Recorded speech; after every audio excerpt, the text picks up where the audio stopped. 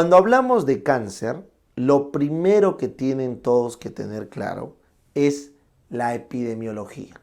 ¿Por qué es importante un cáncer respecto de otro? Por la epidemiología. Porque ustedes tienen que saber que en verdad existe cáncer de todo. Hay cáncer de todo. Cáncer de piel, de músculo, de hueso, de cerebro, prácticamente todos los tejidos. Pero algunos son más importantes que otros. En el caso del cáncer de mama, lo es.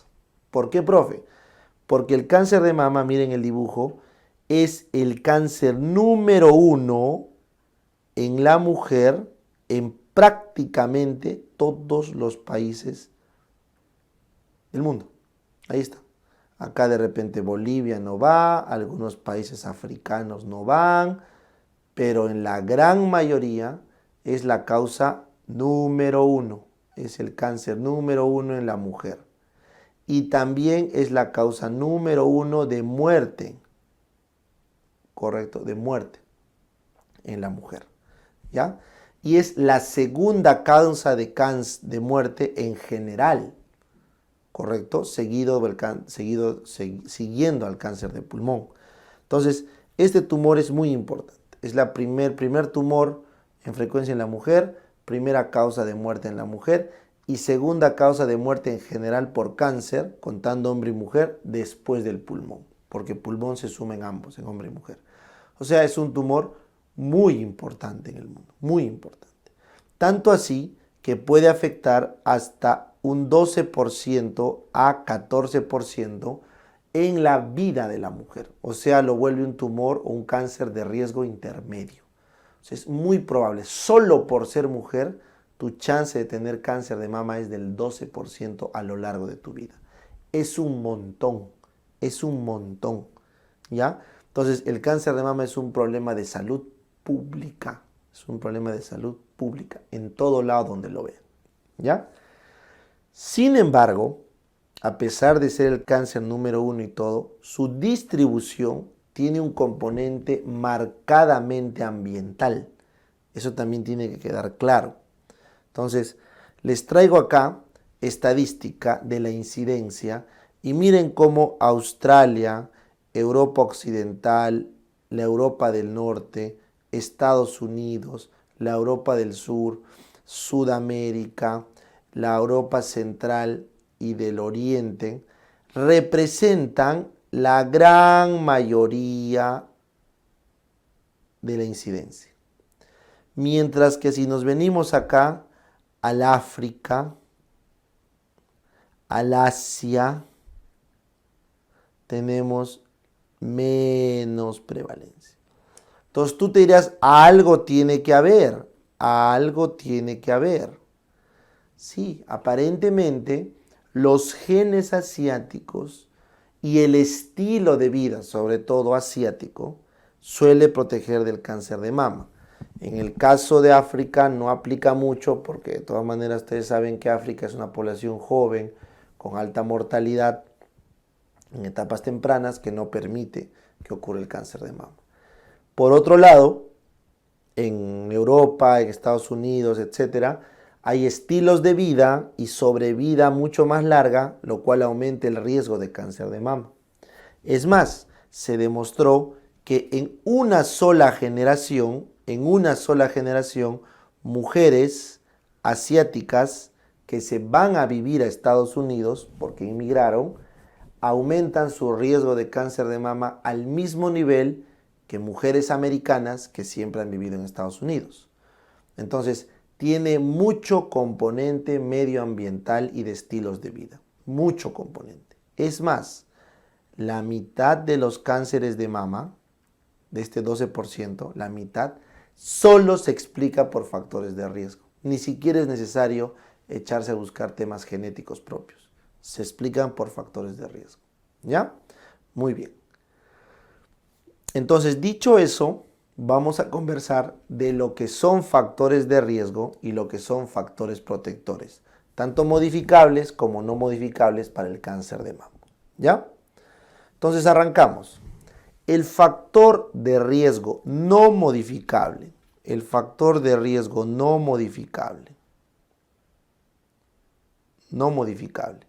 más importante, no modificable, más importante es la edad, 1, la edad, y 2, el sexo.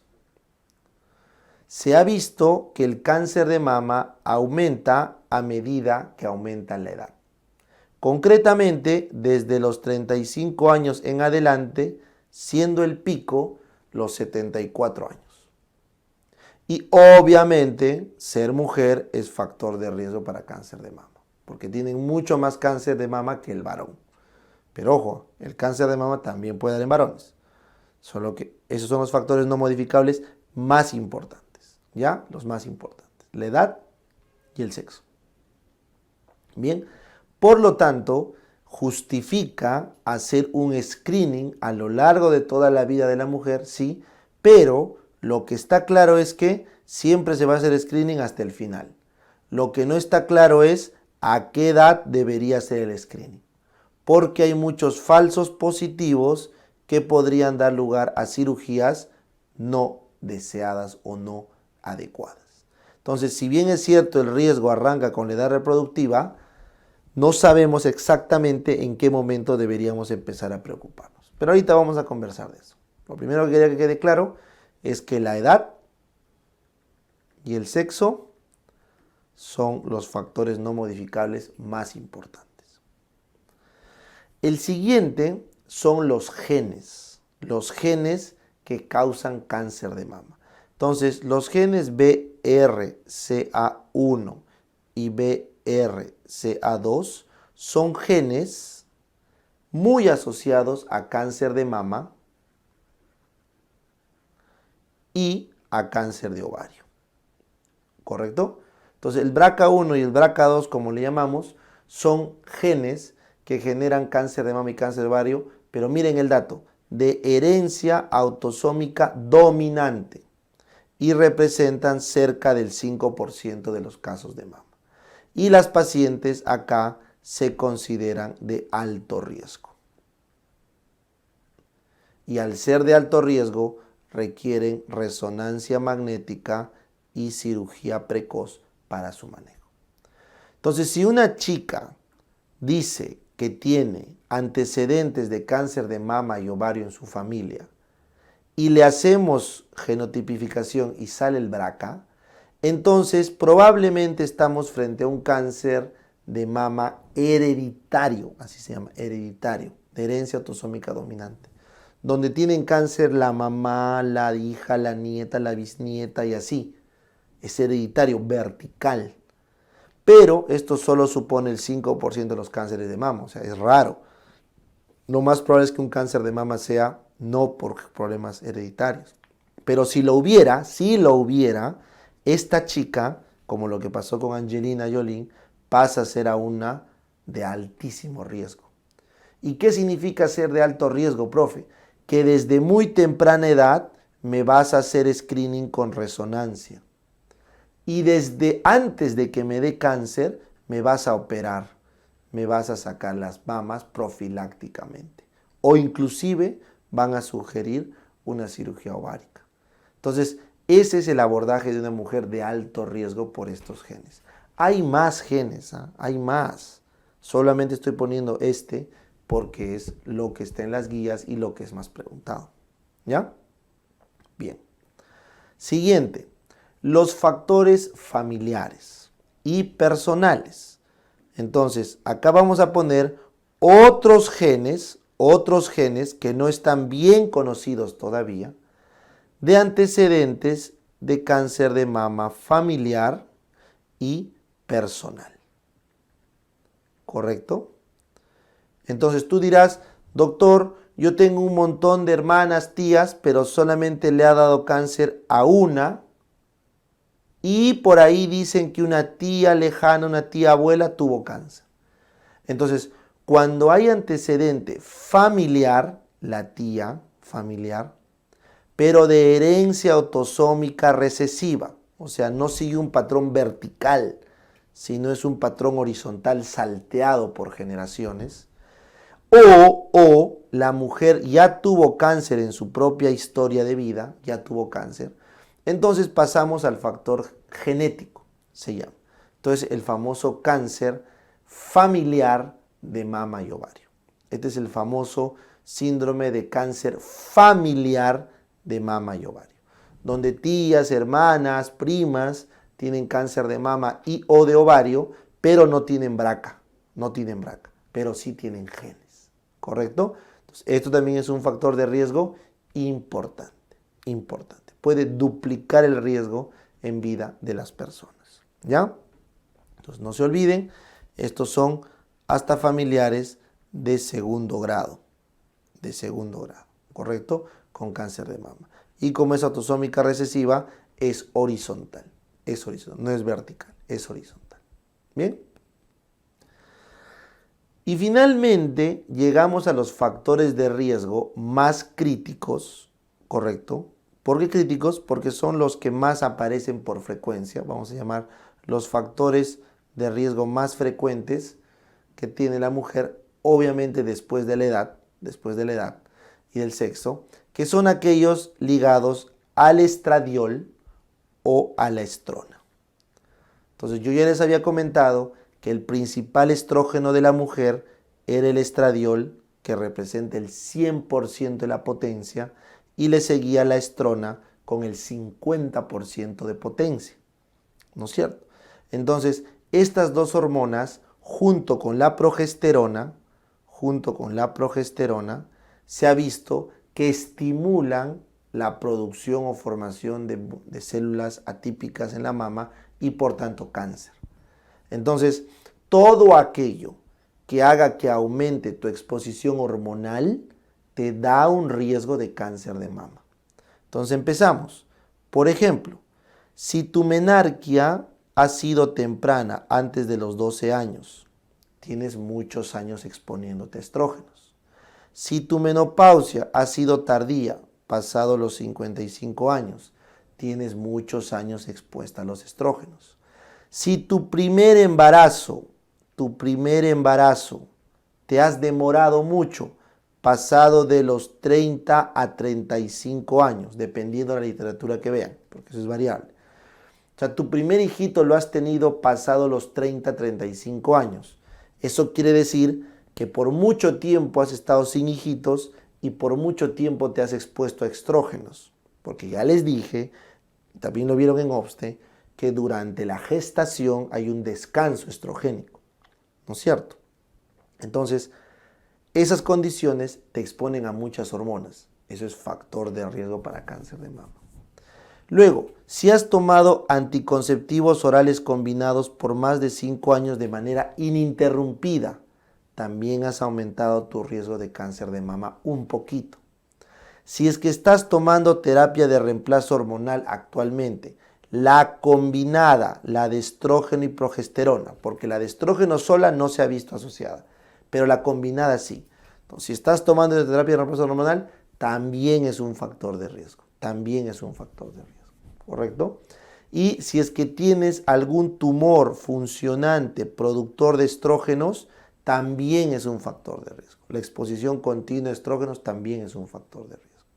Entonces, si tienes todo eso, estás exponiendo mucho tu cuerpo a los estrógenos. Y eso es factor de riesgo. ¿Ya? Menarquia temprana, menopausia tardía, embarazo tardío, anticonceptivos uso más de 5 años, terapia de reemplazo hormonal o fuentes externas de estrógeno. Es más, se ha visto cuando consumían drogas con estrógeno, como el dietilestilbestrol, también era factor de riesgo. ¿Bien? Listo. Adicionalmente a todo esto, ya no tiene mucho que ver, pero se han encontrado otros factores de riesgo, como por ejemplo el alcoholismo, el alcohol, el tabaco, la obesidad,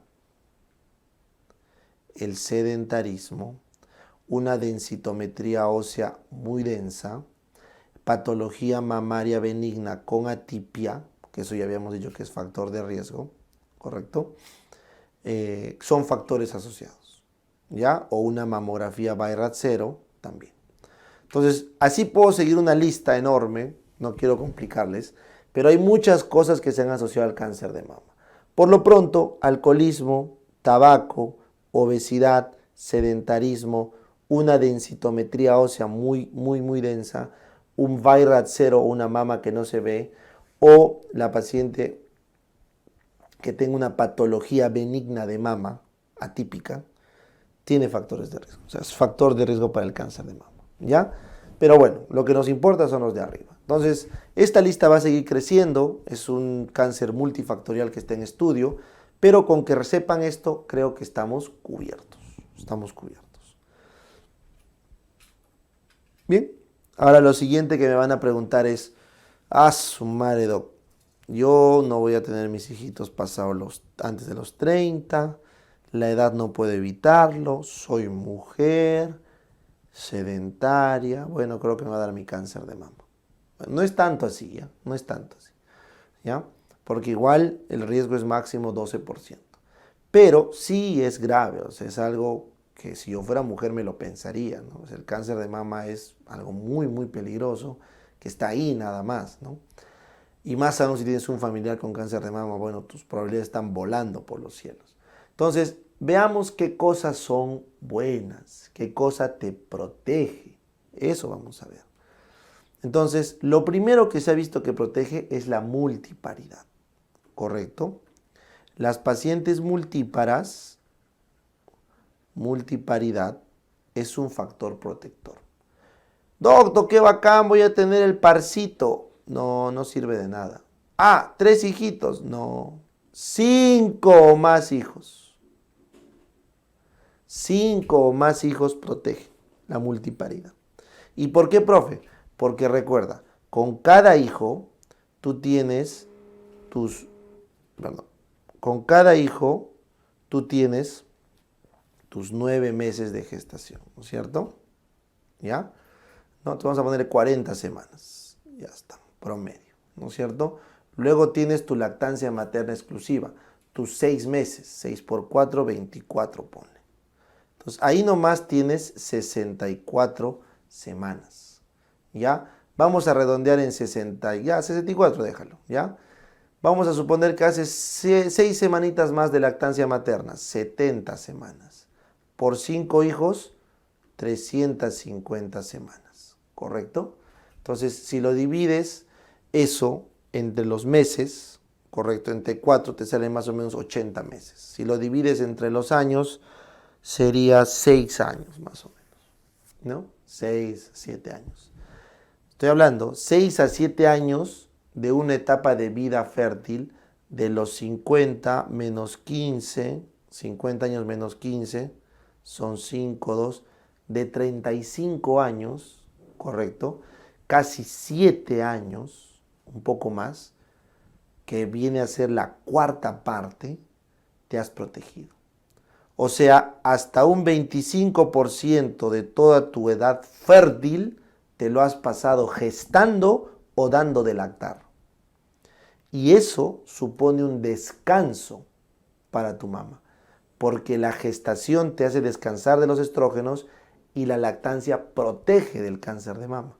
Entonces, ese 25% de tiempo que no estás con alta carga estrogénica, te estás protegiendo. Y por eso les decía, el humano es una especie altamente fértil, está hecho para reproducirse como conejo, ¿ya? Entonces, cuando se ha detenido esta reproducción por temas sociales y económicos, ha aumentado la tasa de cáncer de mama. Así que mucho tiene que ver la paridad. Sí, tiene que ver, ¿ya? Y es normal. Somos una especie que recién se está adaptando a tener poca descendencia, ¿ya? Bien. Siguiente. Como el cáncer de mama es hormonodependiente, o sea, depende de los estrógenos y de los progestágenos, estas hormonas te van a aumentar tu riesgo de cáncer cuando pasaba los 35 años, recuerdan. Porque de joven no pasa nada, tus mamas aguantan las hormonas porque estás joven. Pero pasados los 35 años ya empezaba el riesgo por la edad. ¿Qué significa? Significa que a los 35 años en adelante nuestra capacidad para que nuestros tejidos regeneren, para protegernos de mutaciones, baja marcadamente. Lo que ya estaba bajando desde los 28, baja sin piedad a partir de los 35. En cristiano te haces viejo, te haces vieja. Entonces, los ovarios, cuando empiezan a bombear hormonas pasados los 35, ya esas hormonas hacen daño. Entonces, profe, ¿qué pasa si a una mujer le quitan los dos ovarios antes de los 35? Una oforectomía bilateral antes de los 35 años. ¿Qué pasa, profe? Bueno, pues reduce su cáncer de mama en un 70%. Es la terapia preventiva del cáncer de mama más eficiente. La oforectomía bilateral antes de los 35. Pero tú miras, doc, si me saco los ovarios antes de los 35, voy a hacer menopausia precoz, ¿no? Me va a tener que dar terapia de reemplazo hormonal. Sí, claro. Pero esa terapia de reemplazo hormonal tiene menos riesgo de cáncer de mama que los ovarios propios. ¿Me entiendes? Eso no quiere decir que vas a andar sacando los ovarios a todo el mundo. No. Esto se ha visto, se ha demostrado en mujeres con tumores de ovario, cánceres de ovario o patología ovárica que requirieron la cirugía y, oh sorpresa, no hacen cáncer de mama. Entonces, eso tienen que saber, que la medida preventiva de protección más eficiente es la oforectomía bilateral a temprana edad. ¿Ya? Bien. Bueno, doc, no me voy a sacar los ovarios, ¿no? No, para nada. Entonces, ¿qué me queda? Ejercicio. Ejercicio. Se ha visto que el ejercicio aeróbico, por lo menos 3 veces por semana, puede proteger en un 10 a 20% el cáncer de mama. Ahí está, tu pilates, tu jogging, tu crossfit, lo que quieras.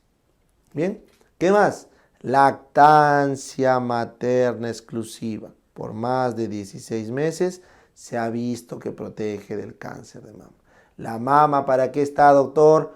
Para lactar. Para eso tenemos mamas, los mamíferos, para lactar, para la cría. Acuérdense, esa es la función de la mama. Entonces, si la mama le da su función, no va a ser cáncer. ¿Correcto? Entonces, lactancia materna exclusiva es protectora, porque está liberándose sustancias internas, todo que regeneran la mama y disminuye el riesgo de cáncer. Si eso le aumenta la multiparidad que dije arriba, se protege. ¿Ya? ¿Qué más? Dieta. La dieta occidental, todo sintético, grasas, bla, bla, todo el rollo que ya conocemos, es factor de riesgo. Mientras que los chinitos, los asiáticos que comen puro pasto, ¿no has visto el chifa? La mitad es arroz, la mitad es pasto, pues, ¿no es cierto? Ya le ponen pollo para que haga algo de proteína. Pero la dieta mediterráneas, altas en granos, altas en vegetales, en frutas, cuida. Entonces la dieta, una dieta mediterránea o alta en vegetales y frutas, protege del cáncer de mama. ¿Correcto?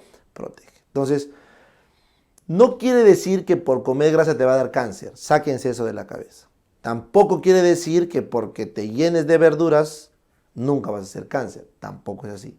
Pero si tú vas sumando los factores protectores, los vas sumando, al final tienes lo que ocurrió en Asia. Entonces, por eso yo les hago una pregunta bien simple para que se acuerden de esto. ¿Dónde es más frecuente el cáncer? ¿En la ciudad o en el campo? En la ciudad. ¿Por qué no en el campo? Porque en el campo la mujer tiene un montón de hijos, por lo tanto tiene un montón de meses de lactancia. En el campo tiene que trabajar porque si no trabaja no come. Todos los días va a trabajar, camina kilómetros de kilómetros pastando al ganado o en la chacra y finalmente no tiene plata para una dieta occidental. A las justas comen carne 2 veces por semana. Todo el resto es granos, fruta. Entonces, esa vida del humano normal, del humano cuando éramos evolutivamente más simples, ¿no es cierto? Eso pues no da cáncer. Pero la vida del humano actual, correcto, moderno, sí da cáncer. Y no solo de mama, también de pulmón, de colon, de próstata, y así puedo seguir. Entonces recuerden, los factores protectores en el cáncer de mama son bastante relacionados a la vida rural y los factores de riesgo a la vida urbana. ¿Ya? Sencillo. Bien, entonces dicho eso, lo siguiente que nos queda es conversar sobre el cáncer propiamente dicho, ¿correcto? O sea, ya sobre la parte patológica, sobre lo tangible, ¿ya? Lo tangible. Entonces, ahora vamos a ver la histología. Entonces, yo les dije que había que estudiar la unidad ductolobulillar terminal, ¿no? ¿Recuerdan? La unidad ductolobulillar terminal, que estaba conformado por sus ductos extralobuliliares, el ducto intralobulillar, el acino y el estroma intralobulillar. Todo ese componente. Entonces, dependiendo dónde esté alojado el cáncer, tendremos los dos tipos histológicos. Si está alojado en el ducto, en cualquier parte, es el famoso carcinoma ductal, que representa alrededor del 80% de los cánceres. El cáncer más frecuente de mama es el ductal. Y como ves la foto, ahí la tienes bien clara. Vamos a ponerle un zoom. Ese redondeado es el ducto, ahí está. Estas son las células cancerígenas que están creciendo hacia adentro del ducto y por acá ya está viendo invasión. Este es un carcinoma ductal infiltrante, porque ya está infiltrando fuera del ducto. ¿Ya? Muy bien. Pero hay otro grupo de cánceres que ocurren en el lobulillo, exactamente en el acino. Son los tumores que le llaman lobulillares. Y representan alrededor del 12 al 18%. Eso varía según la literatura, ¿ya? Estos tumores tienen células más pequeñas, no están en el ducto, están en el acino y bueno, son tumores que difícilmente se ven en la mamografía. Los tumores lobulillares no suelen calcificar. Y al no calcificar no se ven bien en la mamografía. Por lo tanto, cuando hay sospecha de tumor lobulillar, se recomienda hacer una resonancia. Antiguamente se creía que los tumores lobulillares eran de peor pronóstico que los ductales, pero ya no se llegó a esa conclusión. ¿Ya? Entonces, por obvias razones, el ductal sí calcifica y por lo tanto, si calcifica, es más fácil de encontrarlo en la mamografía. Bien. Ahora, si ustedes suman 80 más 12, todavía te queda un porcentaje. Entonces vamos a poner alrededor de un 8% son otros tumores de mama. Pueden ser papilares, medulares, anaplásicos, fibroides, etc. O sea, hay un montón de tipos histológicos de cáncer de mama que no vamos a hablar. Nos vamos a quedar simple y llanamente con el más frecuente de todos, el ductal, el que calcifica. Todo lo que queda de la clase voy a hablar de este cáncer, no del resto, de este de acá. ¿Correcto? Bien. Sin embargo, desde hace ya muchos años, la clasificación histológica no es suficiente. No basta con la clasificación histológica para hablar de pronóstico. No basta. Entonces necesitamos una clasificación más compleja. Y esa clasificación más compleja vino de la mano de la inmunohistoquímica.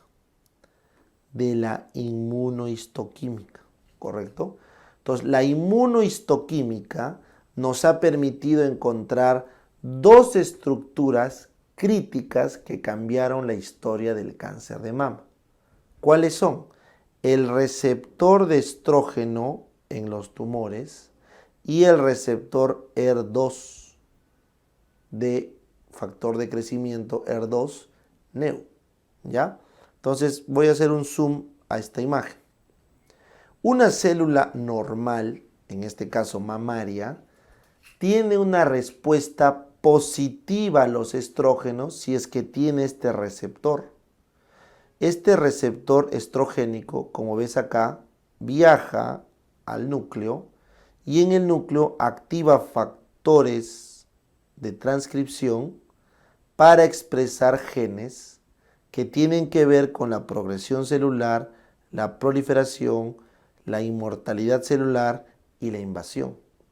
Entonces, los tumores con receptores de estrógeno, los receptores de estrógeno favorecen genes tumorales, ¿ya?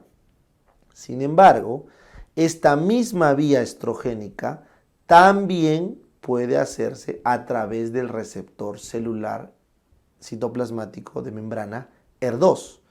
Este receptor ER2 fija un factor de crecimiento, el factor de crecimiento ER2-neu. Ese factor de crecimiento activa una cascada Ras-MAP quinasa y esta cascada Ras-MAP quinasa activa los mismos genes que el estrógeno. Entonces existen al menos demostrado 2 vías de la activación de los tumores mamarios. Y por si fuera poco, el estrógeno tiene una actividad, ¿correcto? Esto que están viendo acá es la actividad nuclear, o sea, el estrógeno que se mete al núcleo, ya les dije. Y según esta foto del estudio que les traigo, existe también una actividad no genómica que aparentemente es la misma que el ER2. Entonces, en resumidas cuentas, recibir estrógenos o recibir factores de crecimiento de la vía ER2 favorecen los genes proliferativos del cáncer de mama. Por lo tanto, oh sorpresa, si yo invento fármacos que bloqueen a los estrógenos o a sus receptores o a la vía del ER2, ¿qué va a pasar? Voy a bloquear el cáncer. Pues lógico. Entonces yo bloqueo la progresión a cáncer bloqueando los receptores de estrógeno y de ER2. ¿Ya?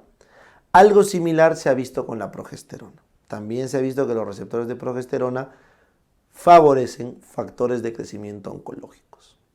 Entonces, con toda esa explicación, los patólogos en la inmunistoquímica clasificaron a los tumores que tienen receptores de estrógeno y de progesterona bien marcados, los llaman luminal A. Luminal A. Y si el receptor de estrógeno es bien marcado, pero el de progesterona es parcialmente marcado, le llaman luminal B. ¿Correcto? ¿Por qué? Porque el luminal A es un tumor mucho más maduro. ¿Por qué, doctor, maduro? Porque está expresando los receptores típicos de una célula madura, estrógeno y progesterona. ¿Ya? Y el luminal B es un tumor menos maduro, no estoy diciendo inmaduro, menos maduro, porque expresa estrógenos, pero no expresa completamente progestágenos. ¿Ya? Luego se dieron cuenta de otra cosa. Se dieron cuenta que el receptor ER2, este que estás viendo acá, el ER2, era un factor de crecimiento de mal pronóstico, o sea que se expresaba en células inmaduras, porque en el luminal B se expresa el ER2 de forma parcial, mientras que en el maduro completo no se expresa el ER2, no se expresa. Entonces, quedó para la historia la clasificación famosa del luminal A, aquel tejido maduro que tiene receptores hormonales bien potentes, pero no tiene receptor de crecimiento ER2, el luminal A.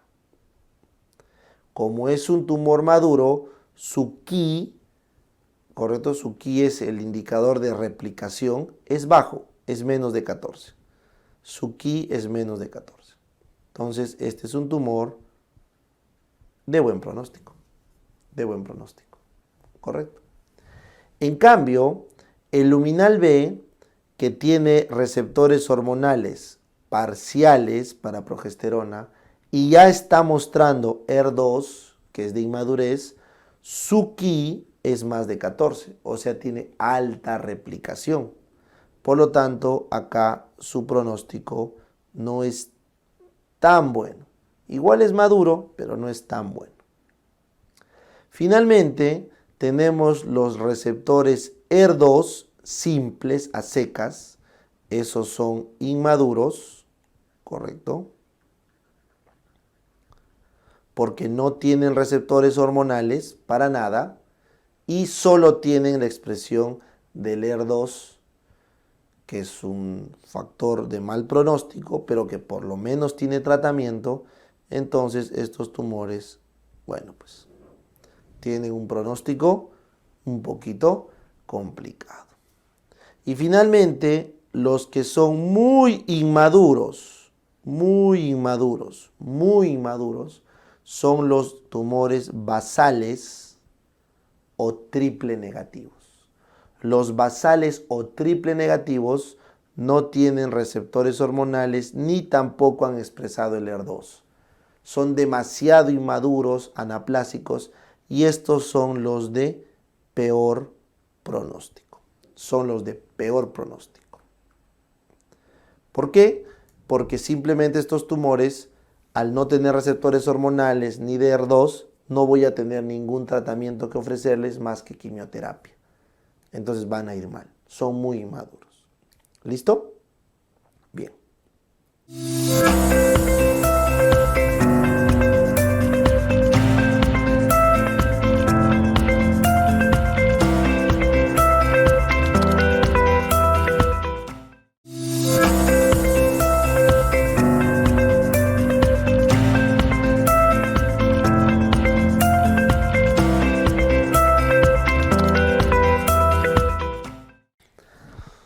Entonces, y ahora que hemos entendido la histología, vamos ahora al diagnóstico y a la historia natural de esta enfermedad.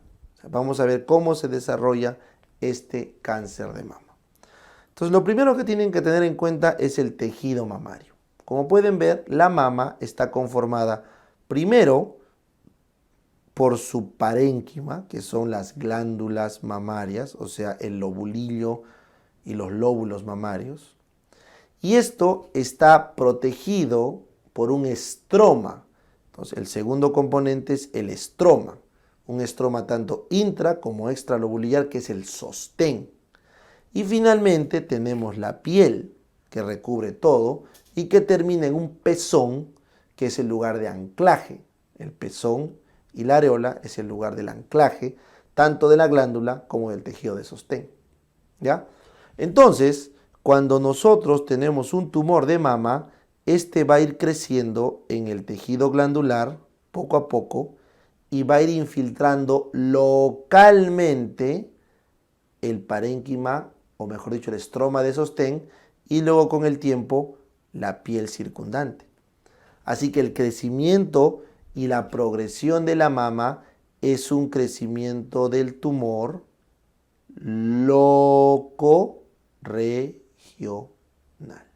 O sea, va a crecer localmente y en la región. Esa es la forma como avanza el cáncer de mama. ¿Entendieron? Entonces, por lógica, la primera manifestación clínica va a ser la presencia de una masa maligna. Una masa maligna. ¿Ya? Entonces, ¿cómo es una masa maligna? Bueno, pues tú ya sabes, es una masa irregular, dura, fija, dolorosa, ¿correcto? Y obviamente grande, ¿no? Entonces, una masa irregular, de bordes irregulares, dura, fija, grande, dolorosa, eso es una masa que te hace pensar ¿en qué? En malignidad. En malignidad. Muy bien. Luego, esta mama o este tumor mamario, por esa masa maligna, puede generar inflamación y posteriormente metástasis a los ganglios. Entonces, como el 75% de los tumores de mama se alojan en el cuadrante superoexterno, ¿correcto? en el cuadrante súper externo. Entonces, estos rápidamente van a hacer metástasis hacia los ganglios, ¿correcto? O inflamación de los ganglios, no necesariamente es metástasis, sino inflamación, porque los tumores ustedes saben que se infartan, se infectan, entonces puede inflamar. Entonces, esto que están viendo acá, ¿correcto?, es la siguiente presentación clínica. Aparece adenopatías, ¿correcto?, hasta en el 40% de todos los pacientes que tienen una masa. O sea, la adenopatía acompaña casi a la mitad de masas mamarias.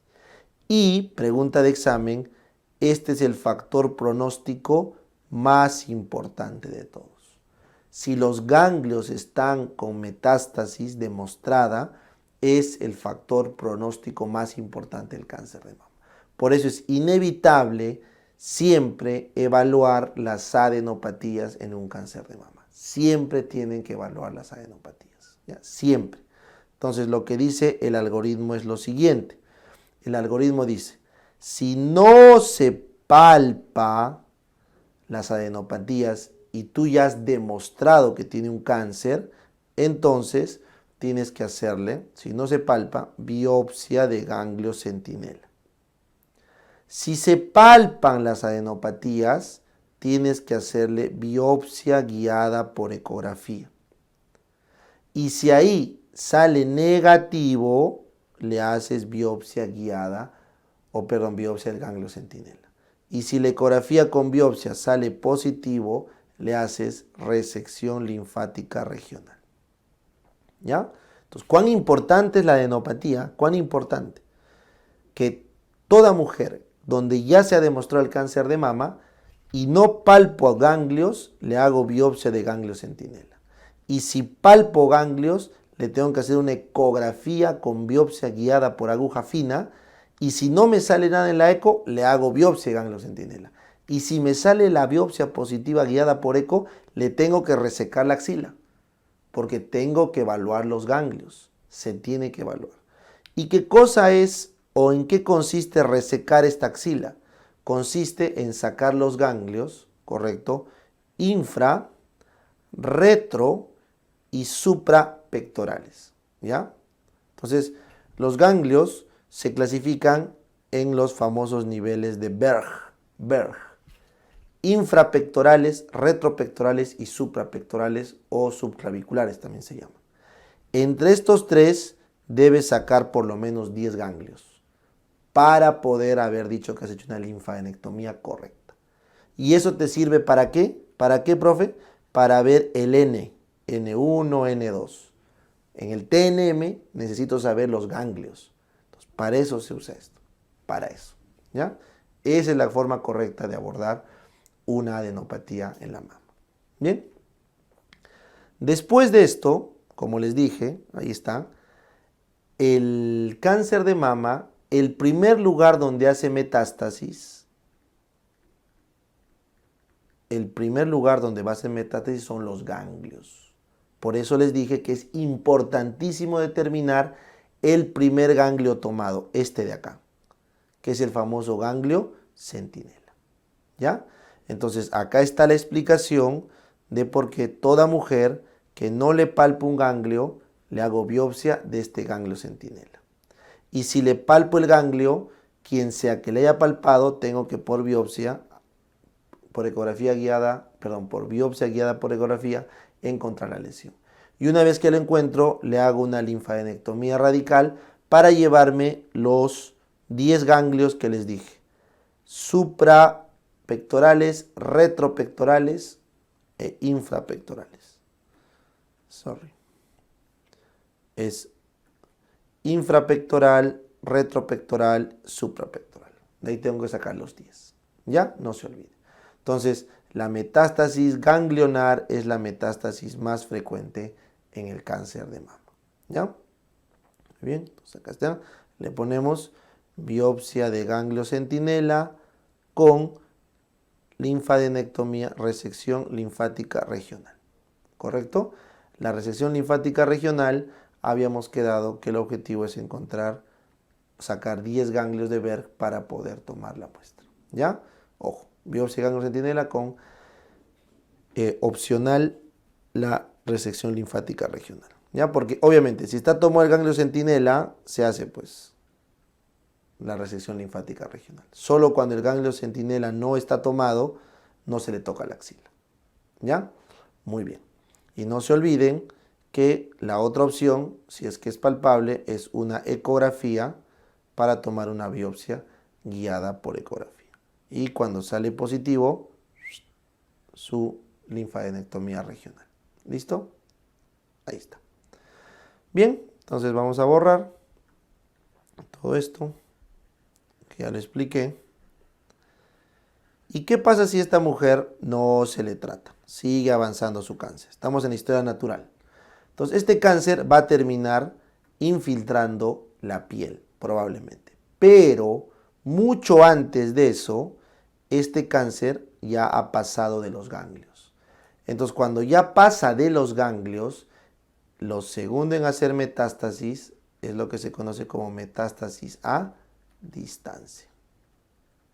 Entonces, la segunda o el segundo grado de la metástasis es la metástasis a distancia. Entiéndase a distancia porque ya pasó el ganglio. Ya pasó el ganglio, la cadena linfática. Entonces, de las metástasis a distancia, el lugar número 1 es el pulmón, el lugar número 2 es el hueso, sobre todo la columna vertebral, y el lugar número 3 es el hígado. Es el hígado, ¿ya? Estos son los lugares más frecuentes de metástasis. Se estima que aproximadamente un 30% de mujeres a lo largo de su vida, después o durante el diagnóstico de su cáncer, van a terminar haciendo metástasis. Y esto es el famoso grado 4 del cáncer de mama. Así que no es raro que una mujer haga metástasis de mama. Es frecuente. Hasta un tercio de las pacientes hacen metástasis a lo largo de su vida. Y ojo, actualmente, hace muy poco salió literatura de que la metadistancia es hasta pasado los 30 años del diagnóstico inicial. O sea, te pudo haber dado cáncer a los 50, te curaste y a los 80 vuelve una metástasis. Esto refuerza la teoría que se sabía siempre de que el cáncer de mama es una enfermedad sistémica. Está en los genes, más que localizado en la mama. ¿Ya? Eso es importante. Muy bien. Y entonces, con esto vamos a poner acá, se hace una metástasis a distancia en el pulmón, en el hueso o en el hígado, en ese orden. ¿Ya? Lo otro que les pueden preguntar es que la mama puede recibir metástasis. Entonces, los tumores metastásicos dentro de la mama son por la mama contralateral, por un melanoma o por un linfoma. Entonces, si te preguntan, ¿la mama hacia dónde dispara una metástasis? Pulmón, hueso, hígado. ¿Y la mama de dónde recibe una metástasis? De la mama contralateral, de un melanoma o de un linfoma. ¿Listo? Bien.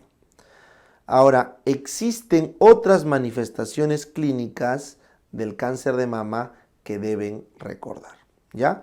Entonces, más o menos, cuando ya está avanzando, el último signo clínico que vamos a ver en la mama es la retracción del pezón. Entonces, si hay una retracción del pezón o una retracción cutánea, entonces la retracción de la piel o del pezón es el último signo clínico que vamos a ver. Retracción cutánea o del pezón. También podemos ver esto, una telorrea sanguinolenta. Una telorrea sanguinolenta, como si fuera un papiloma, también es típico del cáncer de mama, ¿ya? Y también puede haber una telorrea, correcto, una telorrea no sanguinolenta, ¿ya? Entonces también puede haber una telorrea fétida, como si fuera una ectasia ductal. Entonces, signos adicionales son la retracción de la piel, del pezón, telorreas, sanguinolentas o fétidas. ¿Ya? La retracción del pezón, pregunta de examen, ocurre por la retracción de estos ligamentos. Estos son los ligamentos de Cooper. Y esos ligamentos de Cooper se fijan en el pezón y cuando son infiltrados lo retraen. ¿Ya? Muy bien. No se olviden que debajo del pezón hay una amplia red, un plexo vascular y linfático de Sapei, y eso explica por qué los tumores que están cerca del pezón pueden disparar a cualquier lado. Miren cómo los tumores que están dentro del pezón pueden disparar a cualquier lado de las cadenas ganglionares. Por eso los tumores alrededor del pezón son peligrosos. ¿Ya? Recuerden que los tumores que están en el cuadrante superinterno hacen metástasis rápida al pulmón. Los tumores inferiores, tanto medial como lateral, van a la otra mama o al hígado, ¿correcto? Pero la gran mayoría de tumores están en el cuadrante superexterno. ¿Ya? Entonces, como datos adicionales, la ubicación del tumor de mama puede darnos alguna pista sobre su pronóstico. Bien.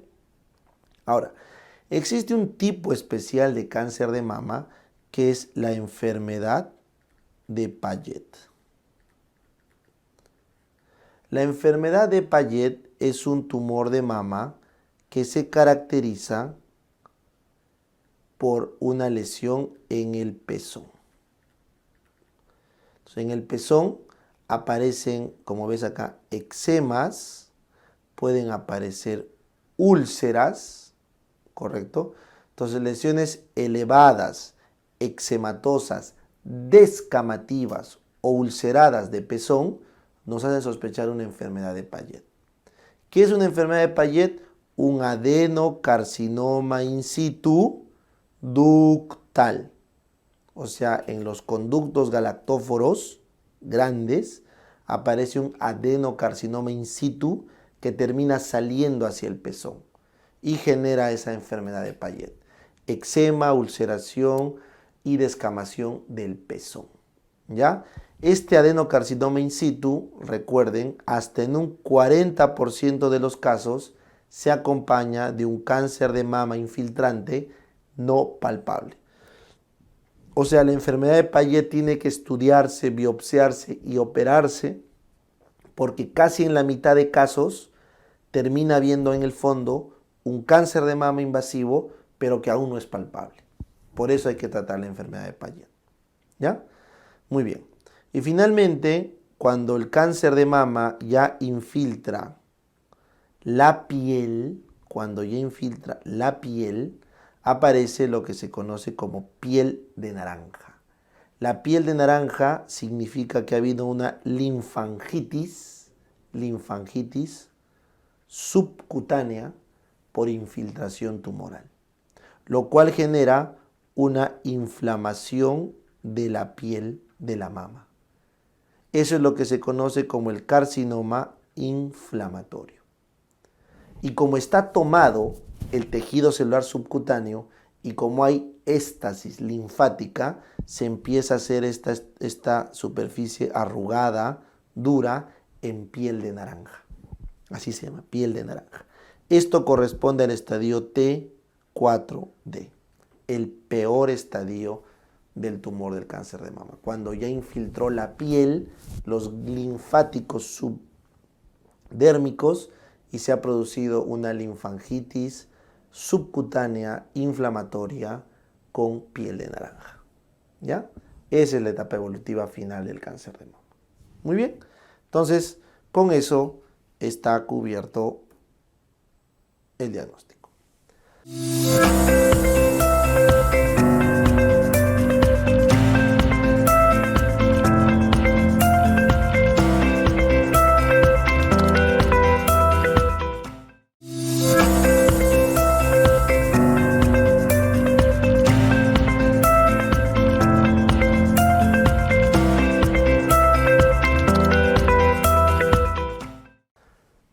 Bien, entonces ahora sí llegamos a la parte final que es el tratamiento. Ya, a la parte final que es el tratamiento.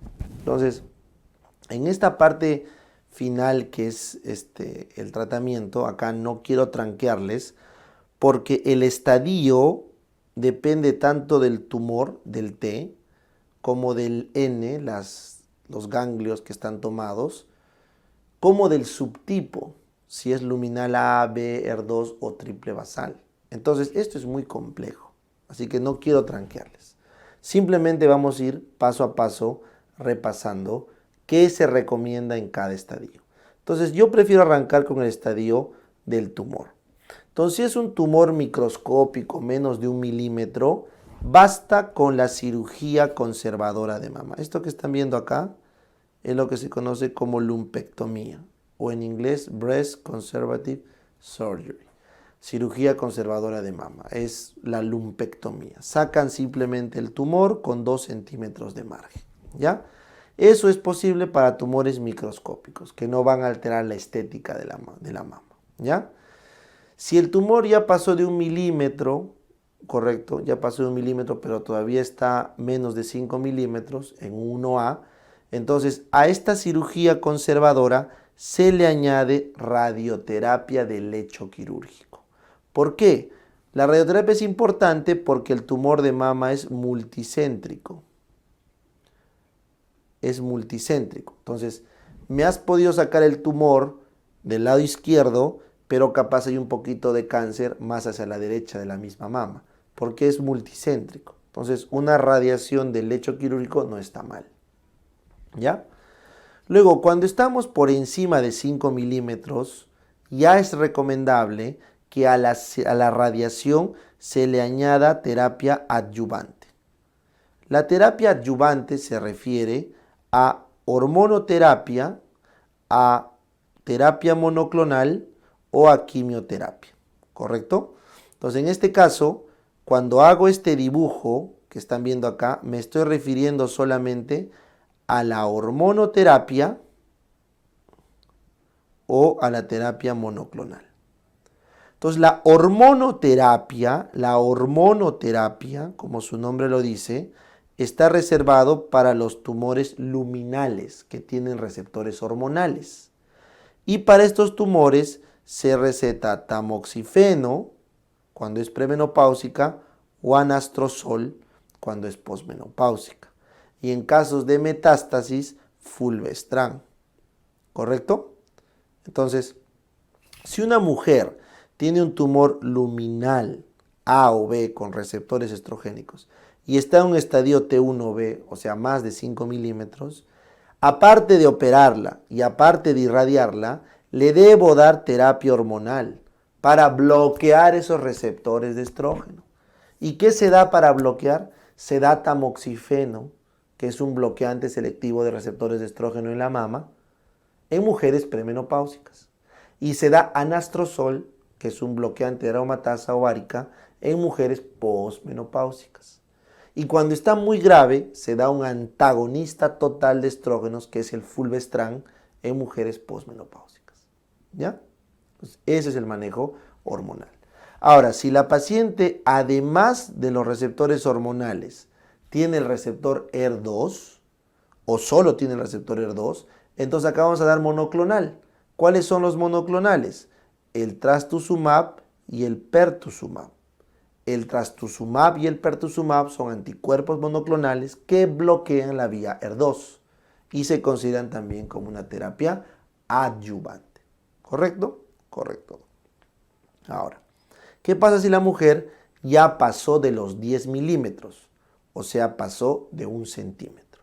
Entonces, cuando pasan de 1 centímetro, ya se necesita, aparte de todo lo que hemos hablado, cirugía, radiación adyuvante, se requiere quimioterapia.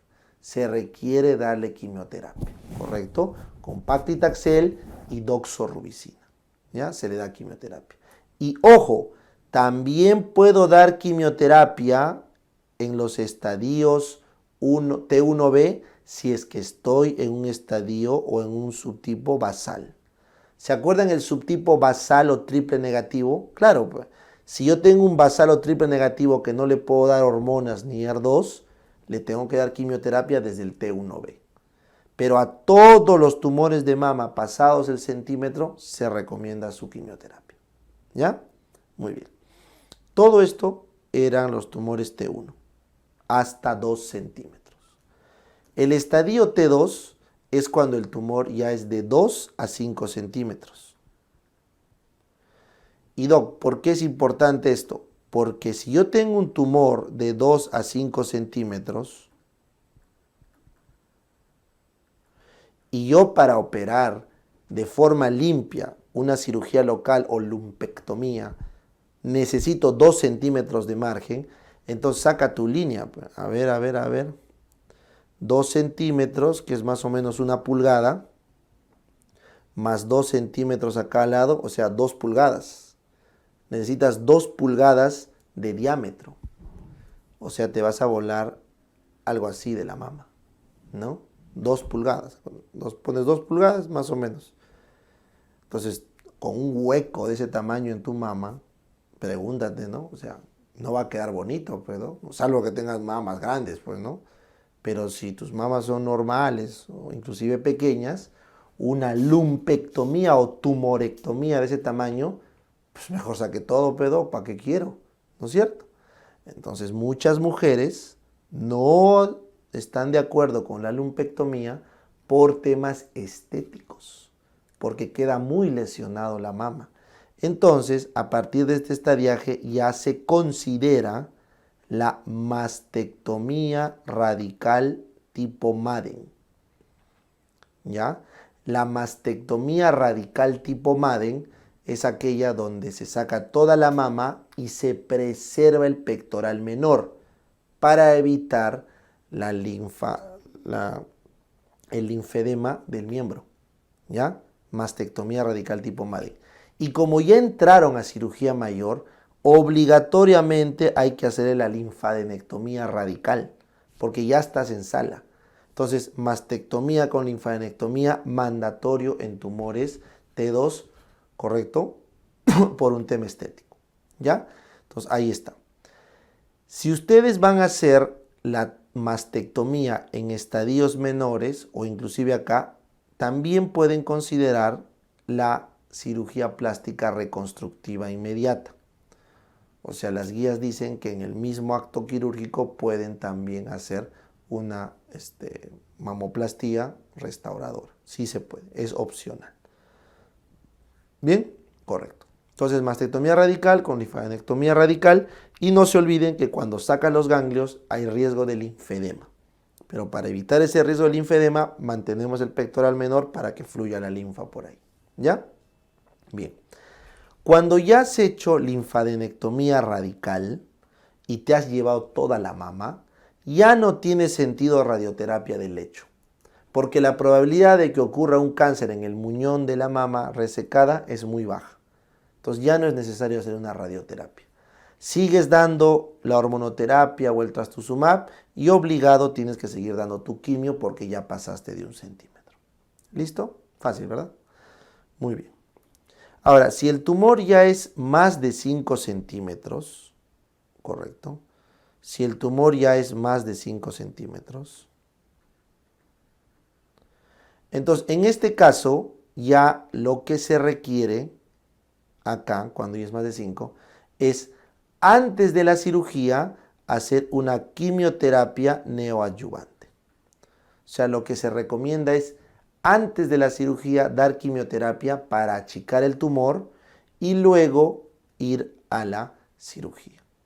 Después de la cirugía podemos optar por un tratamiento quimioterápico más completo. Pero ya acá el tumor es de mal pronóstico. Ya es de mal pronóstico por el tamaño. Eso se llaman tumores avanzados. Le llaman tumor avanzado al T3 porque ya es muy grande. Muy grande. ¿Ya? Muy bien. Y finalmente, el T4 no es en función del tamaño. El T4 es porque ha invadido el tórax, porque ha invadido la piel, porque ha invadido ambos, ¿correcto? O porque es el famoso carcinoma inflamatorio. ¿Está bien? Entonces, si es que el tumor de mama ha infiltrado ya el tórax, ya está tomando la parrilla costal o los músculos, T4A.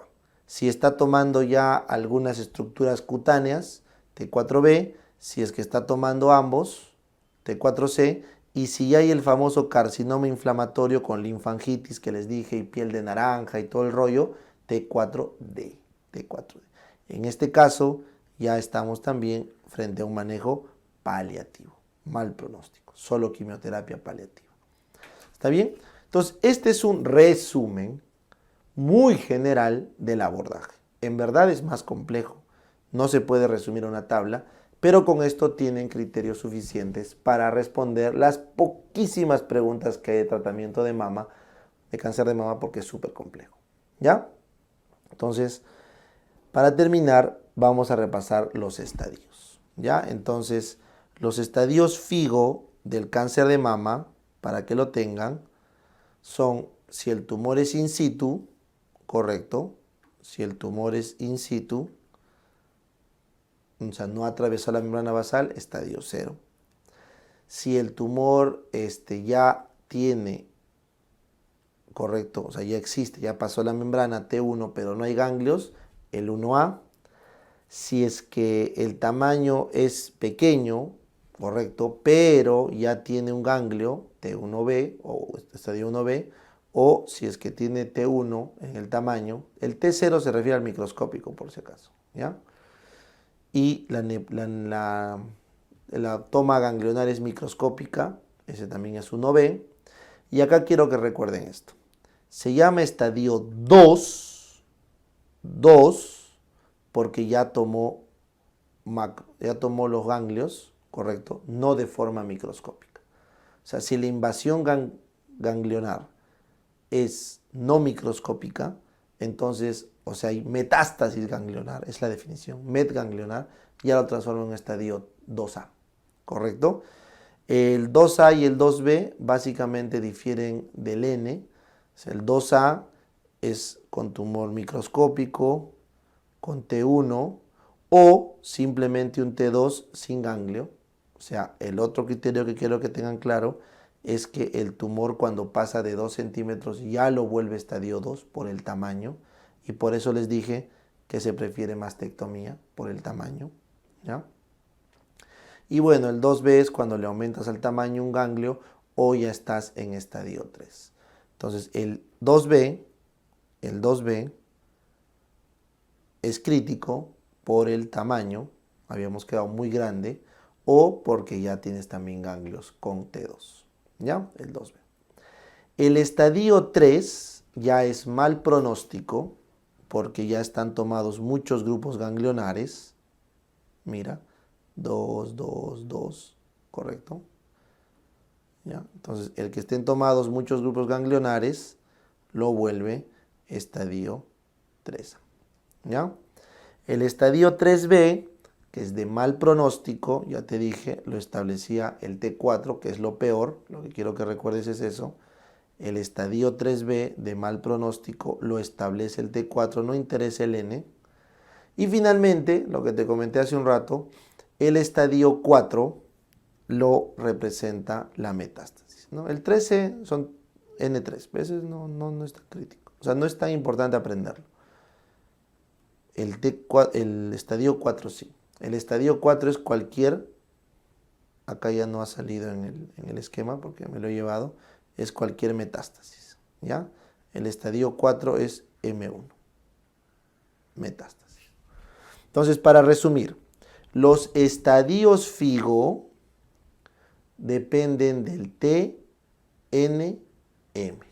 ¿no es cierto? Pero habíamos quedado que ahora a este estadio FIGO tienes que añadirle el subtipo. ¿El subtipo cuál era? Luminal, el ER2 o el basal.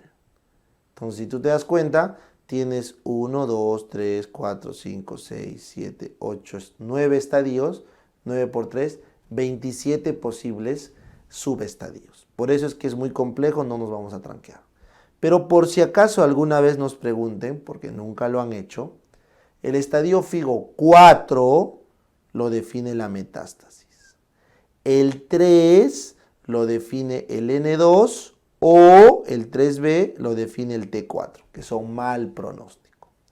El estadio 2 lo define o bien la primera toma de ganglios o bien el T2, ¿correcto? Y el resto, o sea, que no haya ganglios o que sea microscópico su invasión y que no sea T2, eso corresponde al estadio 1, ¿ya? Y eso es importante porque los estadios 1 tienen sobrevida por encima del 90%, por encima del 90%. Los estadios 2, sobrevida por encima del 65 a 70%, ¿ya? Bien. Finalmente, solamente quiero comentarles el tratamiento del cáncer metastásico, ¿ya? Entonces, el manejo del cáncer metastásico es algo que ya es bastante frecuente porque muchas mujeres ya están en esta fase. Habíamos quedado que hasta un 30% de mujeres está en esta fase. Entonces, ¿en qué consiste el tratamiento del cáncer de mama metastásico? Lo vamos a hacer rapidito. El cáncer de mama metastásico depende. Si la paciente tiene luminal, o sea, luminal A o luminal B, ¿correcto? Si la paciente tiene receptores ER2 y si la paciente tiene el basal. Nuevamente depende de los subtipos. Entonces, cuando tiene receptores luminales, receptores de estrógeno es luminal, entonces optamos por fulvestrán o por anastrozol. Si es que ya recibió anastrozol antes, le pasan a fulvestrán. Si nunca recibió anastrozol, ¿correcto? Y luego tienen que añadirle inhibidores de las ciclidinas, CDK. Inhibidores de la ciclidina. ¿Cuál es esto? El famoso palbociclib o ribociclib.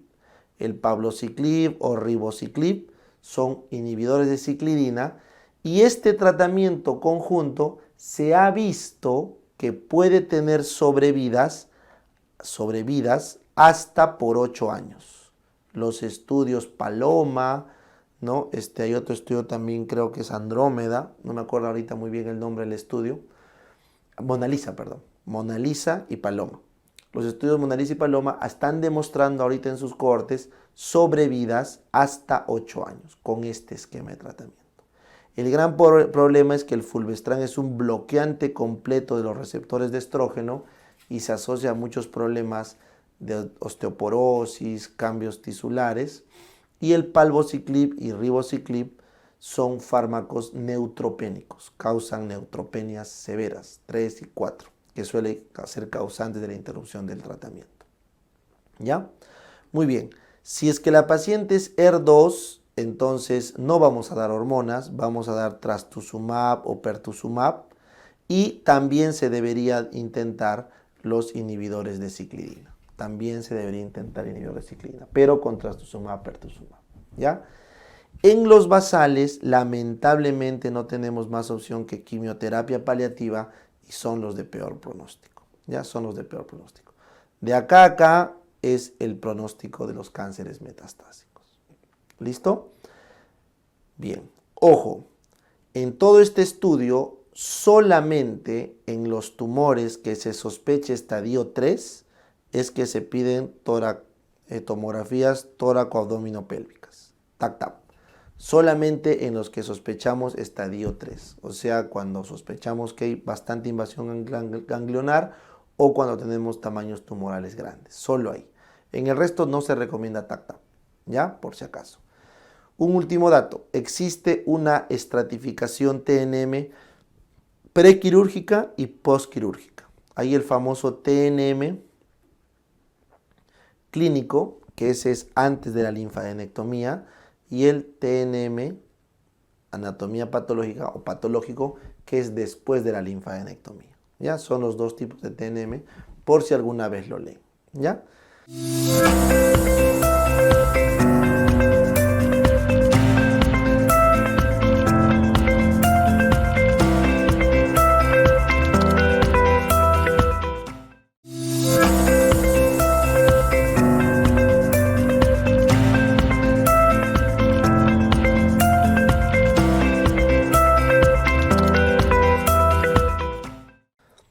Entonces ahora vamos a conversar de la parte final del cáncer de mama, que es la prevención.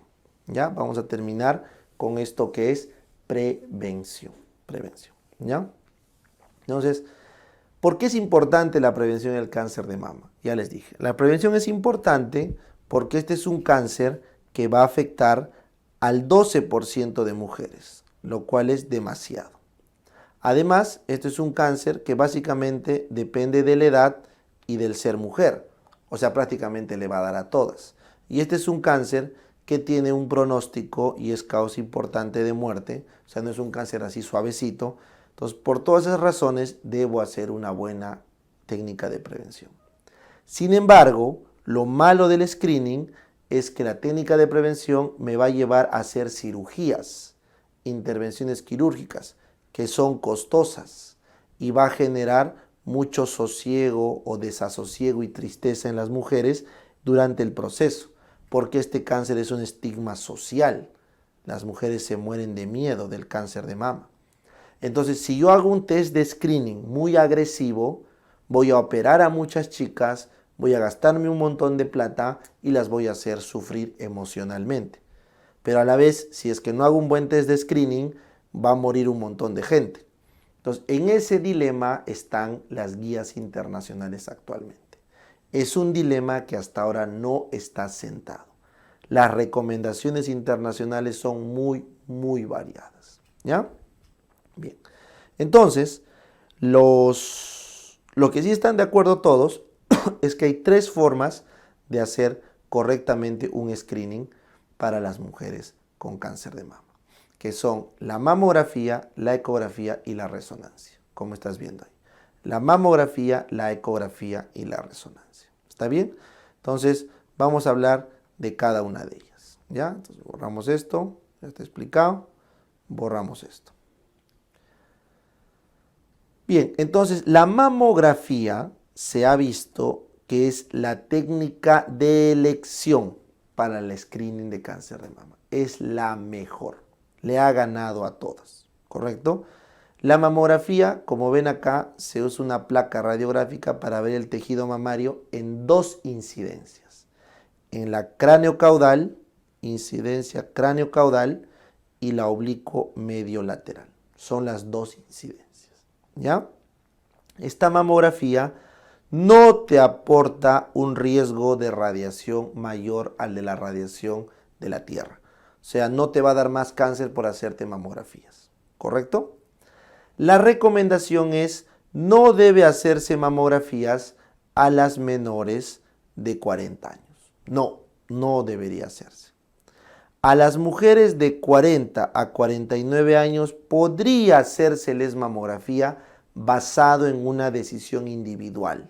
O sea, si las pacientes tienen factores de riesgo, si es que el sistema de salud no es tan bueno como para un seguimiento, basado en cosas muy personales, se puede hacer mamografía pasado los 40.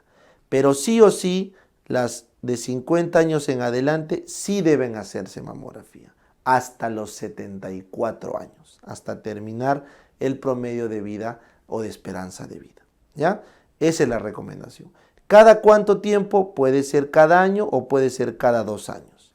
Las guías americanas suelen recomendar anual, las guías europeas suelen recomendar cada 2 años. Eso, como les digo, es literatura que va cambiando. Para fines de pregunta en nuestros exámenes, nos han preguntado la edad de inicio 40 y que sea anual. Pero nuestra guía es bastante antigua, es del 2016. Así que yo les recomendaría, si es que les preguntan por criterios internacionales, marcar mayor o igual a 50 años y el periodo sí puede ser 1 o 2 años. ¿Ya? Muy bien. En la mamografía, como ustedes van a ver, lo que se busca es encontrar el tejido mamario. Y la mamografía puede tener mamas, como ves acá, totalmente limpias, o mamas acá un poquito, o sea, hay tejido mamario denso, un poco densas, o mamas muy densas como esta de acá. Entonces, eso se va a catalogar y se va a clasificar lo que vemos según el score BI-RADS. El score BI-RADS, ¿correcto? De mama. Bien, ecografía. ¿En quiénes debo hacer ecografía? Entonces, la ecografía en la mama se ha visto que sirve cuando quiero evaluar quistes. Entonces, la ecografía se ha visto que sirve para los quistes. La ecografía sirve para guiar biopsias guiadas por ecografía. La ecografía sirve para evaluar ganglios. Los ganglios se evalúan mejor con ecografía. Y por tanto la ecografía es el ideal para pacientes menores de 30 años. Para evaluar la mama de una mujer muy joven, menor a 30, sí o sí ecografía, sí o sí ecografía. Entre los 30 y los 40 años se prefiere la ecografía. La mamografía podría hacerse para casos muy puntuales, porque dijimos que no se debería usar como screening, pero sí para cosas puntuales. Pero de ahí para el resto, ecografía. Pero menor a 30, sí o sí ecografía. Quistes, sí o sí ecografía.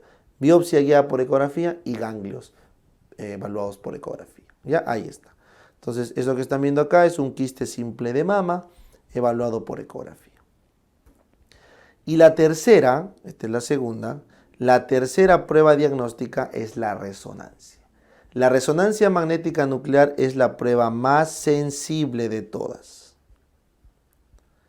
Es la prueba más sensible de todas. ¿Ya? Y esta resonancia tiene indicaciones particulares.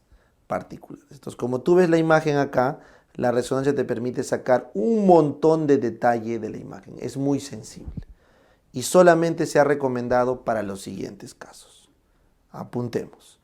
La resonancia se recomienda en mujeres que tienen alto riesgo, BRCA1 y BRCA2. Mujeres con BRCA1 y BRCA2 desde los 30 años ya deberían hacerse resonancias. ¿Correcto? Y pasados los 40, resonancia más mamografía, combinarlas. Luego las mujeres que tienen prótesis de mama. Si tienen sus siliconas, tienen que hacerse resonancia. ¿Ya? Las mujeres, perdón, las mujeres que tienen duda en el diagnóstico. Cuando la mamo y la eco no han salido concluyentes, la última opción es la resonancia. Y las mujeres que tienen sospecha de tumores de estirpe lobulillar. Los tumores lobulillares no se ven en la mamografía y cuando son pequeños tampoco en la ecografía. Entonces se recomienda resonancia. ¿Listo? Entonces esas son las indicaciones de cada una de estas y por obvias razones nos vamos a quedar con el estudio de la mejor, la mamografía. Vamos a estudiar la mamografía. Muy bien, entonces cuando hablemos de mamografía tenemos que hablar del BI-RADS. Entonces arranquemos. El BI-RADS 0 significa que es incompleto el estudio. O sea, no puedo ver bien la mama. Entonces, como tú ves acá, esta mama está súper densa. Eso que están viendo acá es una mama densa. El tejido tiene mucha fibrosis y se ve así. Prácticamente no veo nada. Entonces, cuando hay un BI-RADS 0, la recomendación inmediata es la ecografía. La recomendación en el BI-RADS 0 es la ecografía de mama, pregunta de examen. ¿Ya? Entonces, ahora sí, en la ecografía podemos ver sin problemas los quistes o las lesiones mamarias. ¿Ya? Entonces, miren este BI-RADS horrible acá, que acá hay una lesión, pues no me deja ver el resto. Le hago la ecografía y me muestra bonito los quistes. ¿Ya? No tengo que preocuparme, no salió nada. Pero puede salir también algo cancerígeno. Por eso el BI-RADS 0 habíamos quedado que es un factor de riesgo para cáncer de mama. Porque no voy a poder verlo. ¿Ya? Y datito curioso, 40% de los cánceres de mama se presentan o aparecen entre mamo y mamo, o sea, en periodo intermamográfico. Entonces la paciente le sale en su mamografía cáncer de mama, pero en su anterior mamografía el año pasado no tenía nada. Así es. Bien, BI-RADS 1. BI-RADS 1 es cuando la mama es normal. El BI-RADS 1 es una mama normal, o sea, negativa para cualquier lesión. Entonces ahí tienes una mama de una joven sin mucho tejido parenquimal, una mama de una mujer adulta con algo de tejido parenquimal, ahí está, esto estás viendo. Y esto es la mama de una mujer que ya tiene probablemente con estímulo hormonal pero se ve clarito, ¿no? Se ve clarito todo el tejido, no hay problema. BI-RADS 0. Entonces va a depender el momento del ciclo, ¿ya? Una joven o que no tiene estímulo hormonal, no se ve nada. Adulta y la que tiene mucho estímulo hormonal, ahí está. Bien. Vamos al siguiente, el BI-RADS 2. El BI-RADS 2 es que hay una lesión. Hay una lesión. Es positivo la mamografía, pero es positivo para una lesión benigna. O sea, hay muy buen pronóstico. Entonces, simplemente no tengo que hacer nada con la paciente. Entonces, esto que están viendo acá es una lesión redondeada, correcto, acá también redondeada y acá también redondeada, acá también redondeada.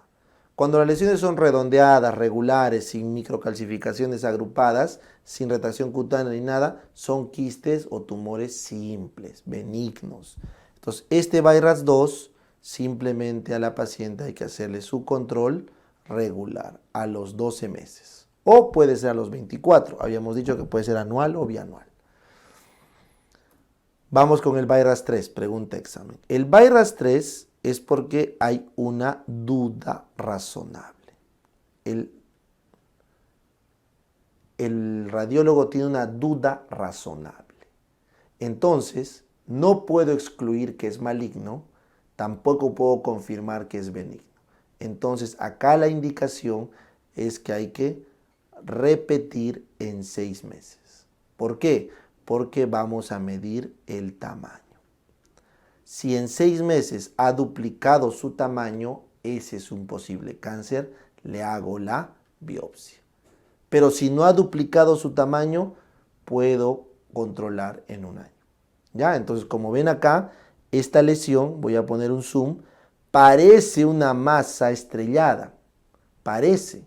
Le hacen el zoom y el radiólogo dice, pucha, ¿esto puede ser una masa redondeada? Sí, pero puede ser por esto una masa estrellada. Pero acá no está saliendo su estrella, solo por acá. ¿Qué tal si se está sobreponiendo otro tejido? No, ya me confundí. No, qué miedo. Mejor control en 6 meses.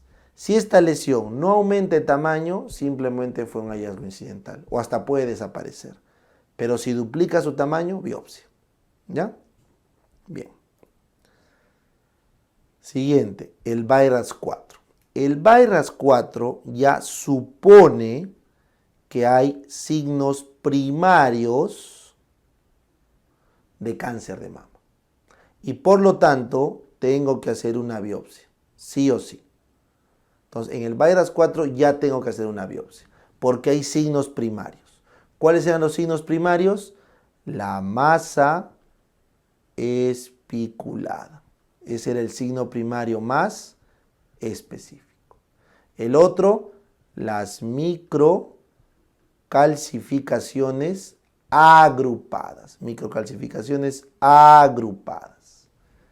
Entonces, esos dos criterios son los signos primarios de cáncer. Entonces, para que eso yo quiero que ustedes vean cómo es un cáncer en la vida real. Todo lo que voy a pintar de negro es el cáncer.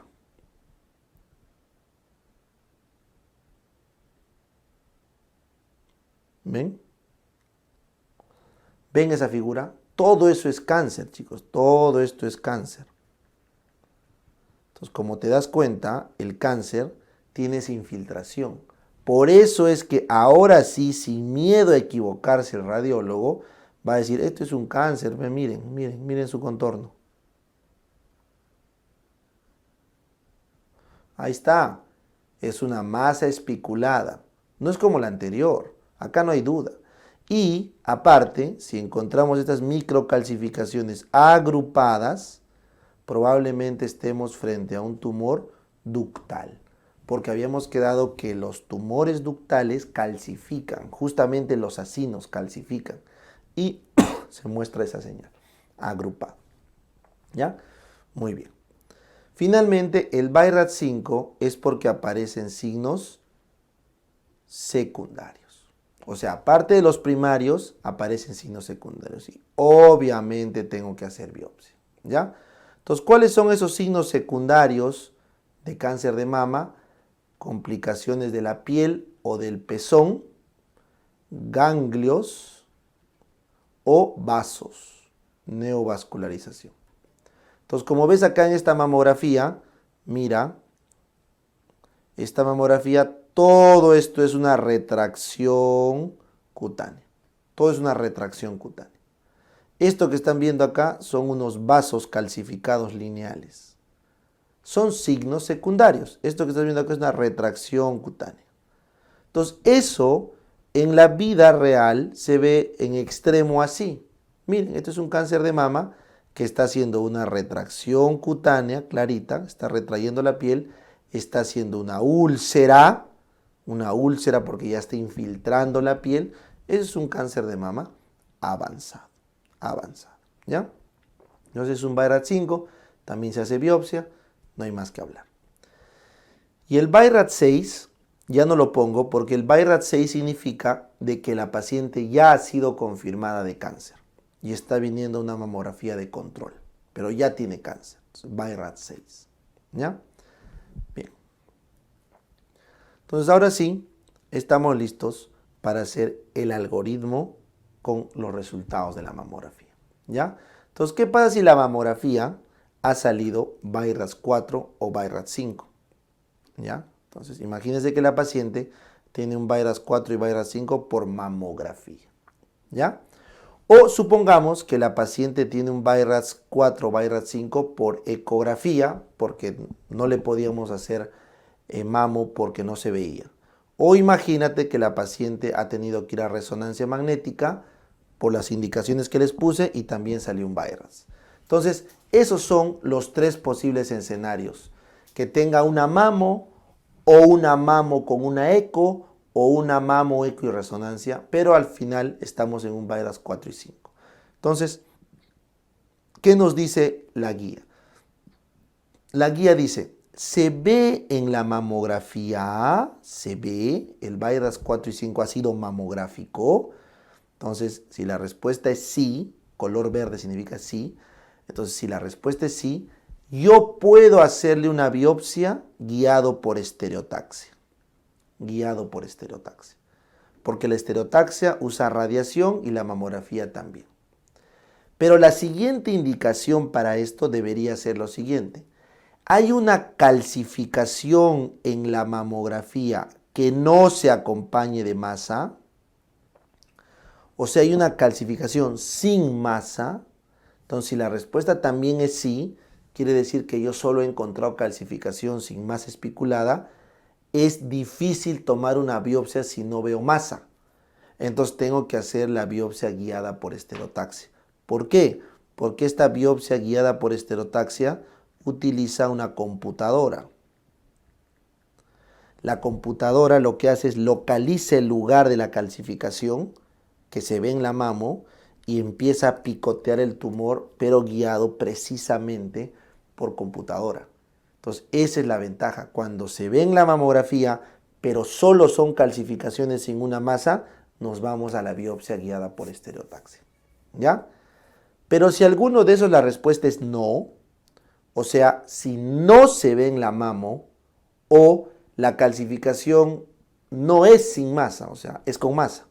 Entonces, si la respuesta es no, pues está rojo. O sea, ¿no se ve en la mamo? No. Entonces, ecografía. Si no se ve en la mamo, le hacemos ecografía si es que todavía no se hizo. ¿Ya? ¿Es una calcificación sin masa? No, sí tiene masa. Entonces, cuando hay masa, le hacemos una ecografía si esta todavía no se hizo. ¿Ya? Y la pregunta que te haces, una vez que has hecho la eco, ¿se ve bien en la ecografía la lesión? O sea, esa lesión, esa masa o esa lesión que no se ve en la mamo, ¿se ve bien en la ecografía? Si la respuesta es sí, entonces tómale la biopsia por ecografía. Esto quiero que te acuerdes. Cuando la lesión se ve por ecografía, tómale la biopsia guiada por ecografía, porque es más fácil, más barata y menos cruenta. ¿Ya? Si la lesión no se ve en ecografía, entonces tienes que hacerte otra pregunta. Esa lesión, esa masa, no se ve bien en la ecografía, pero se veía bien en la mamo, sí. Entonces usa la estereotaxia. Si la lesión por ecografía no se ve bien, pero se ve bien en la mamo, vete a estereotaxia, regresas al punto de atrás. Pero si la lesión no se ve en la mamo, no se ve en la eco, ¿qué te queda? ¿Cuál es la tercera? Correcto, resonancia. Si no se ve en ninguna, te vas a resonancia. Entonces la última biopsia es la guiada por resonancia, la última, ¿ya? De todas. Ojo, esto que estoy hablando es para tomar biopsia de las lesiones. Estas son las lesiones no palpables. Ojo, lesiones no palpables que solo se ven por imagen. ¿Por qué, profe? Porque si la lesión es palpable, lesión palpable, si yo puedo tocar tu tumor, entonces, ¿para qué voy a irme con imágenes? Simplemente donde está tu tumor, hago un corte y te hago una biopsia por escisión, o sea, te tomo un pedazo del tumor, o te hago una biopsia por escisión, te saco todo el tumor. ¿Entiendes? Te hago una biopsia de incisión, corto, o te hago una biopsia por escisión, te lo saco. ¿Ya? Entonces la biopsia incisional, para que ustedes puedan ver la imagen, es sacar un pedacito del tumor, porque es muy grande. Y la biopsia escisional es cuando saco todo el tumor, hago una tumorectomía biópsica, porque el tumor es pequeño y se puede abordar. ¿Ya? Esa es la forma de tomar una biopsia cuando es palpable. Pero cuando no es palpable, usamos el algoritmo de la imagen.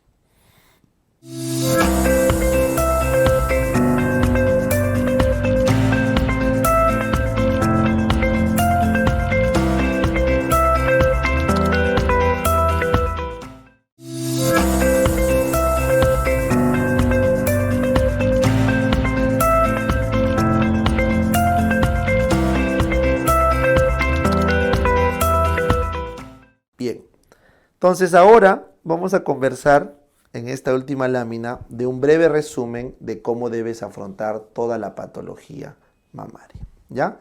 Entonces, lo que yo necesito que recuerdes simplemente acá es que la mama está conformada por un pezón, por una areola, por un conducto galactóforo principal que termina en esto que es la unidad ducto-lobulillar, que ya les expliqué, que estaba conformada por los acinos, correcto, que son la parte más importante del lobulillo, y por los ductos.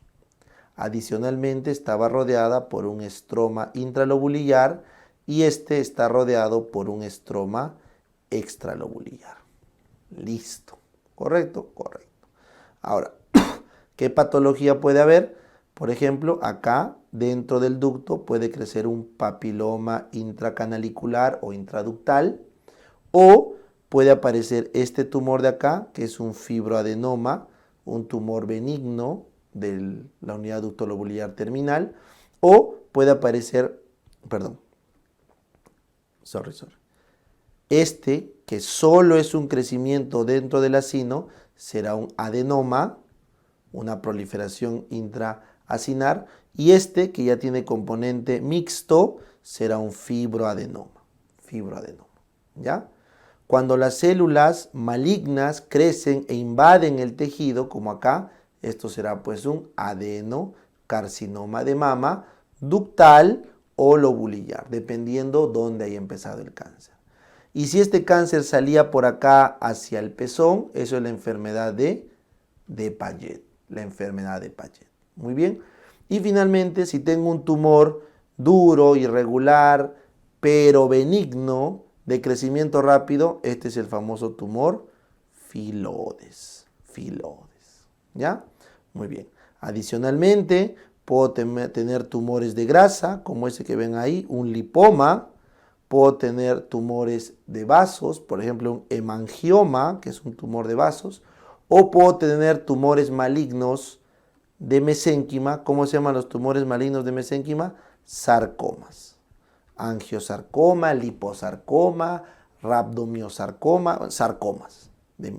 Entonces, como ven, la mama está lleno de tejidos y puede tener un montón de patologías, ¿ya? Pero este es un bonito resumen, ¿ya? Que ustedes lo pueden tener para diferenciar en macro, en un solo pantallazo, qué es lo que tienes que estudiar de mama.